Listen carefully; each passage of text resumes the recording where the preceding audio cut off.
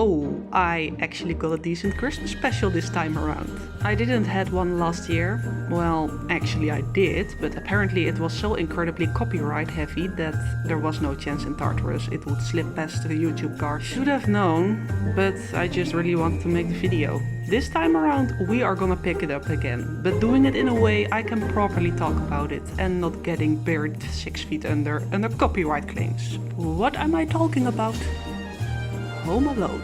Absolutely, the ultimate Christmas movie. I have a few traditions each year that I am really loyal to. Carving a pumpkin with Halloween, buying a Christmas ball or ornament for my parents, and watching Home Alone with the old folks and everybody else who really wants to suffer. This is by far the movie I've seen the most in my entire life. Not Mary Poppins, not the Harry Potter franchise, not even the first Pirates of the Caribbean movie. It is, without a doubt, Home Alone. I can quote this movie almost line for line by now. It's insane. Home Alone was a nightmare production. Writer and producer John Hughes conceived Home Alone while preparing to go on vacation, making a list of everything he did not want to forget. Well, I'd better not forget my kids. And the idea was born. The company that used to finance the project was Warner Brothers, even though they didn't have the most faith in the script. The one condition was that the budget can't cross the mark of $10 million, considerably less than most feature film production budgets of that era. Now, here's a funny thing I discovered. Yes, I've watched the movies that made us, but bear with me. John Hughes was really concerned about this strict budget limit and therefore met with 20th Century Fox in secret and actually handed over the script to discuss it with them. Ignoring all the legal restrictions that otherwise would prevent outside companies to view a script pre-production, 20th Century Fox offered to take over if Warner Bros. Ever were to pull the plug. Let me remind you, this is very off protocol to say the least. No one on the production team was aware of this arrangement. So it would be. The budget was, as expected, rising up to $14 million, and Warner Bros. Demanded a reduction. When it was clear it was not possible, Warner Bros. Shut the project Home Alone down. Everybody thought for a second they were cut off. But of course, the backup plan. Hughes called Fox, sealed the deal, and Home Alone was back on the table. But this time without a strict budget limit and a quick rewrite of the script from Chris Columbus, director of Home Alone. He was actually the one that wrote the whole Old Man Marley part, to give it a bit of a heart. I don't know if Fox called the scent of potential success or if they just took a leap of faith here, but Home Alone turned out to be a major success. And that is an understatement. The final budget was around 18 million, but the box office record reached around $476 million. Around that time, that was absurd, especially for a Christmas comedy flick. Imagine the faces of Warner Bros. Do I have to discuss the plot of this movie with you guys? I'm pretty sure by now all of you are at least familiar with it. But I'm gonna do it anyway.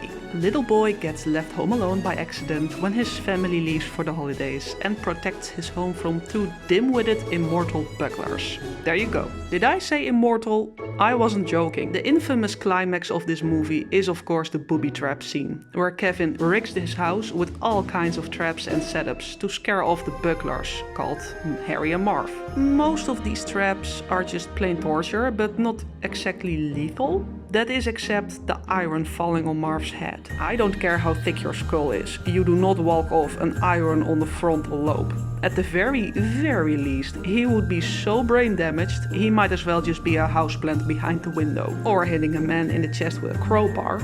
You know that can cause cardiac arrest, ladies and gentlemen. To be fair, the sequel, Lost in New York, levels it up, making these traps vanilla ice cream in comparison. But I'm just gonna talk about the original Home Alone. Let's be honest, the sequel is just the same script, but changes the locations here and there. Good sequel, don't get me wrong, but a carbon copy nonetheless. The one thing catching my attention each time watching is the nature of this family. Kevin gets it left and right from everybody at the start of the movie, without really doing anything wrong. His mother is picking on him for no reason, his siblings insult him all the time, and don't get me started on Uncle Frank.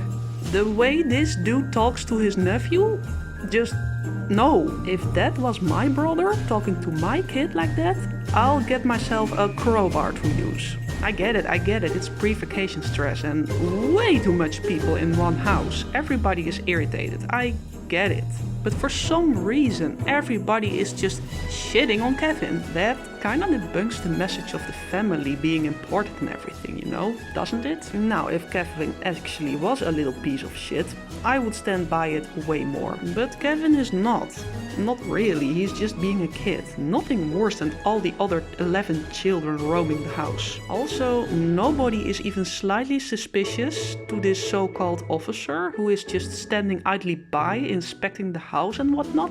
Yeah, okay, he says he's checking if the needed safety precautions are followed, but still, is that a thing police officers just do? Randomly visiting houses around the holidays to check on their safety against burglars? I don't know. Also, there are 15 people in this house and no one, I repeat, no one wakes up even slightly on time. I know the alarm clocks are out of commission, but still, that's stretching it. Aside from all that, it's a much more cleverly written movie than one would give it credit for. When you watch a movie this many times and pay more attention to details as an adult, you'd notice that almost everything that happens in this movie is properly built up or foreshadowed. For example, Kevin's plane ticket gets actually thrown away during a commotion. Thus they don't notice at the check-in if Kevin is not with them. Then there's the BB gun. Kevin plays with it at the first half of the movie and he uses it later to scare Marv off. There are the mannequins lying around in the basement. Kevin uses them to create the illusion the house is packed with people when Marv and Harry are driving past. The tarantula getting loose. By the way, is it true Daniel Stern did not scream during his shooting of the tarantula on his face as to not scare the spider? Is his scream really edited in later? And of course the entire Old Man Marley plotline, which gives the movie that little bit extra. Notice how the wound on his hand changes during the movie. When Kevin meets him, his hand is completely covered in white bandage, blood dripping out. When Kevin has a conversation with Marley in the church, his hand has just one brown bandage. And at the end, when Kevin sees him through the window hugging his granddaughter, there is no wound anymore. That is an incredible detail. Metaphorical for his wounded and repaired relation with his family. Yes, of course, real wounds don't heal this rapidly, but that's not the point. It's neat, damn it.